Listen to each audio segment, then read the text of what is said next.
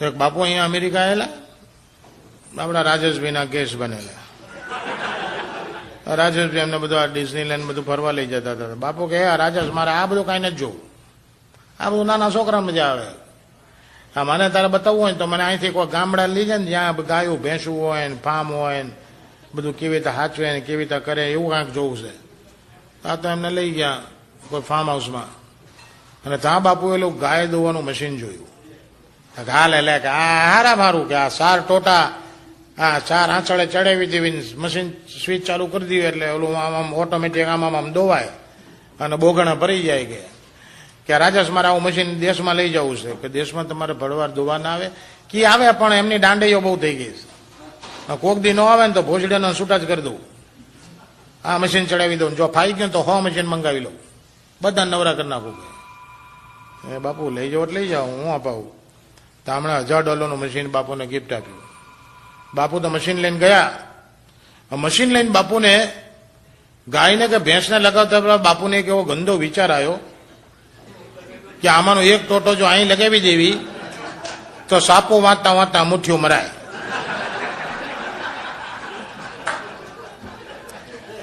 એટલે એક ટોટો અહીં લગાવીને ફૂલ છાપ છાપુલીને બાપુ બેસી ગયા. મશીન ચાલુ થઈ ગયું.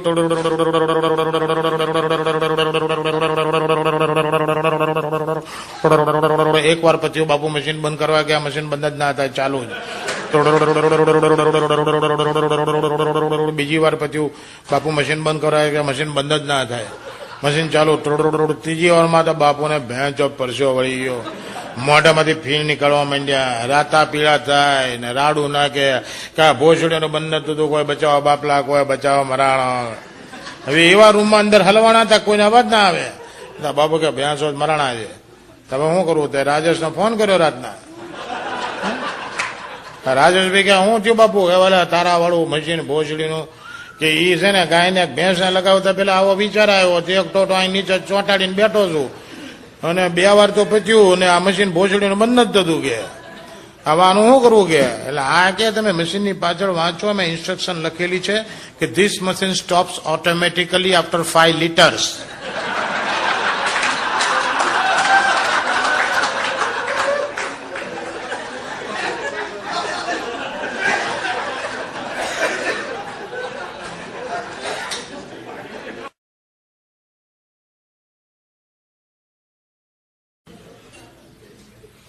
એક છોકરાના બાપને ચોટતા જોઈ ગયો.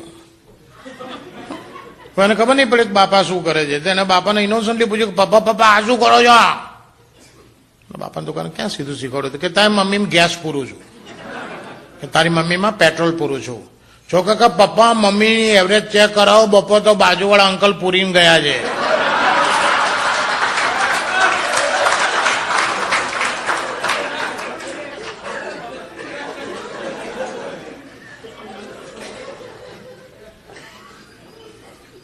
એક છોકરાના બાપ જોડે રોડ ઉપર ચાલતો ચાલતો જતો તો કૂતરો ને કૂતરી ચોંટેલા. નાનો છોકરો 10-12 વર્ષનો. તો છોકરો પપ્પા કે પપ્પા કૂતરો રોડ ઉપર કૂતરીને શું કરે યાર? એને તો કાના ના શીખવાડ્યા હતા કે બેટા કૂતરો છે ને એ કૂતરીને રોડ ઉપર કેવી રીતે ચાલવું એ શીખવાડે છે. છોકરો ગુસ્સે થઈ કે પપ્પા પણ એમાં ચોદવાની ક્યાં જરૂર છે આ બધી?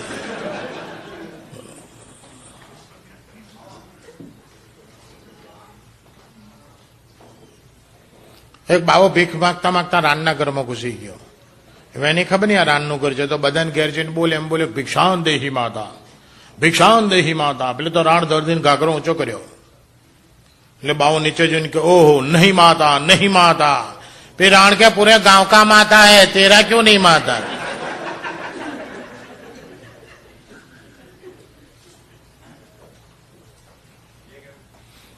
अमेरिका एक नंबरનો ચોદકણીયો દેશ છે. ચોદવાની પહેલી ગોળી વર્લ્ડ લેવલે અહીંયા શોધાયેલી 7 વર્ષ પહેલા. વાયગ્રા, નવી વાયગ્રા તો ઘણા ચોદવો તો ખિસ્સામાં લઈને ફરતા થઈ ગયા. ગમે તો ચાન્સ મળે તો ચડી ગયા. ન્યુયોર્ક ન્યૂ જર્સીમાં એક છોકરાએ એક પુરુષે ખિસ્સામાં 2 વાયગ્રા થોડું પરચોરણ લઈને નીકળેલો ટોલ રોડ ઉપર. તો ટોલ બૂથ આવ્યો તો એને ગાડી ઉભી રાખીને પેલી બાસ્કેટમાં 35 સેન્ટ નાખવાના હતા.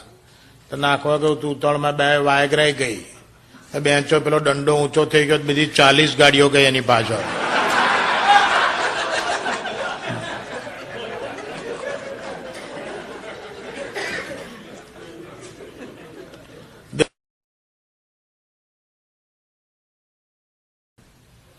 એક મંદિરના કે મસ્જિદના ઓટલા ઉપર બેઠો બેઠો એક જણ દારૂ પીતો હતો. એને જોઈને પેલા પૂજારીએ મોઢું બગાડ્યું, પેલા મુલ્લાએ મોઢું બગાડ્યું કે stupid, do you know what are you doing?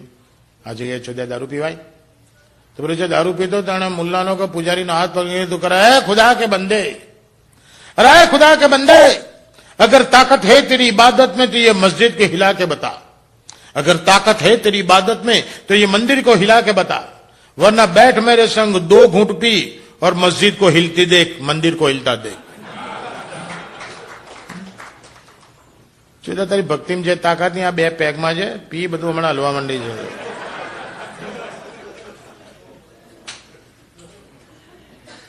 એને દારૂ પર ગાવા માંડ્યો. અને દારૂની એક મજાની વાત કહી દઉં, તમે બધા પીવો છો ને, એ મજાની વસ્તુ છે. આ દારૂમાં ભગવાન છે સાહેબ. એક છોકરી દુકાનમાં બ્રા લેવા ગઈ, પેલા દુકાનવાળાને કહે બ્રા આપો ને, પેલા કીધું કઈ સાઈઝ? સોરી સાઈઝ ખબર નથી, પણ મૂકો એટલે જોઈને કહી દઉં. એટલે 80 ની, એટલે 36 ની મૂકી, ઓહ ટુ બિગ. 34 મૂકી કે નાની બતાવો, 32 મૂકી કે નાની બતાવો, 30 ની મૂકી મોટી પડશે, 28 મૂકી નાની બતાવો, 26 ની મૂકી કાંઈ મોટી છે, 24 ની બતાવો, 24 ની મૂકી કે નાની બતાવો. પેલો દુકાનવાળો બોલે આ શું બેંચો મગજ મારી? એટલે બધી બ્રાનો ઢગલો ખેંચી અને ડ્રોવર ખેંચી અને અંદરથી ક્લેરેસિલની ટ્યુબ કાઢીને કીધું લે બેબી આ લગાવજે, ખીલ થયા છે તને મટી જશે. ખીલ થયા છે ને બેન્ચો બ્રા લેવા આવી છું. અને એકવાર આ ભાઈ છે ને જેમના હાથમાં ગ્લાસ છે, આ કાંડા ઉપર આશીષ ને, હા, એ દુકાને જઈને કે પેલી છોકરી કાઉન્ટર ઉપર કે કોન્ડમ આલો. તો પેલી કે કઈ સાઈઝ? ઓ સાઈઝ નથી ખબર, આ ડોન્ટ વરી કે અંદર. અને પાછળ લઈ ગઈને ઘાઘરો ઊંચો કરીને ગાલવા દીધું. અને પેલી આને કીધું 6 ઇંચ. કે હા, કે કેટલી આપું? કે ડઝન આપ. ડઝન લઈને બહાર નીકળ્યો. ત્યાં પેલો અતુલ મળ્યો.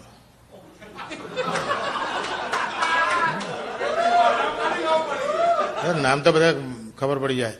તો એને અતુલને કીધું કે અતુલ ચોદા પેલી દુકાનમાં જબરું છે. તો કે શું? કે આપણે જઈને કઈ કોન્ડામાં તો પેલું કે કઈ સાઈઝ? તો આપણે કઈ ખબર નથી કે અંદર ગાલવા દે, ગલાઈ દે અને પછી સાઈઝ કાઢીને આપણે જોઈએ એટલી આપે. આ કેલા હું જઉં તો આ ગયો. આ જઈને કે કોન્ડમ આપ. કઈ સાઈઝ? સોરી સાઈઝ ખબર નથી. અંદર આવો, ખોલીને ઊંચો કરીને ગાલ્યું આણે. પેલી કીધું કે 8 ઇંચ. તો કશે કે કેટલી આપું? હા, કે લેવી કોને છે? બેન્ચો તો સાઈઝ કઢાવવા આવેલો.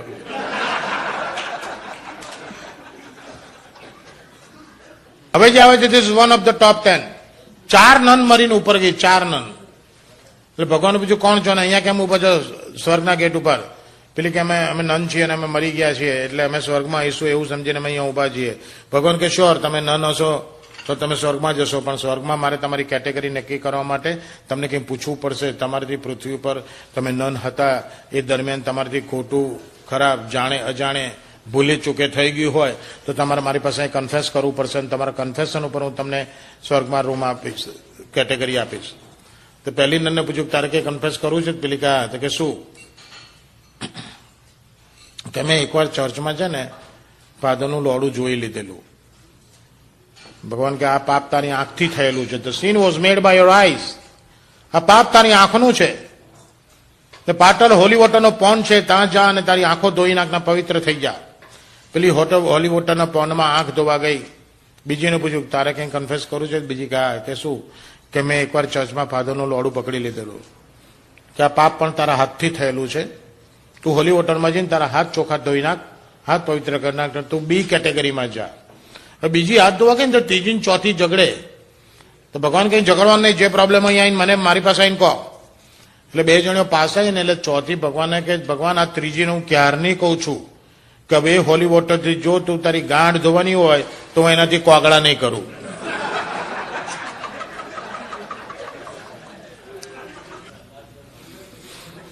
બે ભાઈબંધો વાત કરે, એક ભાઈબંધ બીજાને કે તારી બૈરીને ભોસ આડી છે. પેલું ક્યાં તક આ બધાને બેરા નામ હોય ને તારી બેરી નામ આડી છે તો કે ચોદે તું કોણ કહેનારો રાત દાડો હું ચોદું તને કેવી રીતે ખબર કે તું ચોદે અંધારામાં ચોદે ને ઉંધારામાં આડી હોય ઉભી હોય લોડું જાય તો તને કઈ ખબર પડી આડી છે પેલું કે તારી બહેરીને ચાલુ પતિ કે ચલ ચલ ચોદું ચાર ઉપરથી કે ભોસડા કહેવાતા હશે આડી છે પેલું કે ના ઉભી છે પેલું કે આડી છે ઉભી છે ઝઘડ્યા કે બોલ લગાય શરત પેલો કે 100 ની શરત તો કે આ બેન ચલ 100 ની શરત પેલાનું કે 100 રૂપિયા ફેંકી દઉં મને બહેરીને પૂછતો જોઈશું તો કે બોલ ક્યારે આવું તો કે કાલે આય તો બોલો તો બીજે દાડા આવ્યો ને તારે દાડે વાઈફને પહેલેથી બધી રીતે તૈયાર કરી નાખેલી કે અંદર નીકર ના પહેરતી મિની સ્કર્ટ પહેરીને ફરજે પેલી મિની સ્કર્ટ પહેરીને આટા મારે ને પેલા તો હમણાં ખોલીને બતાવી દેશે તો પેલા તો ધીરે એને વાઈફને કે આમ સાઇન કરી તો પેલી ઘરમાં ફર્સ્ટ ફ્લોર હતો ને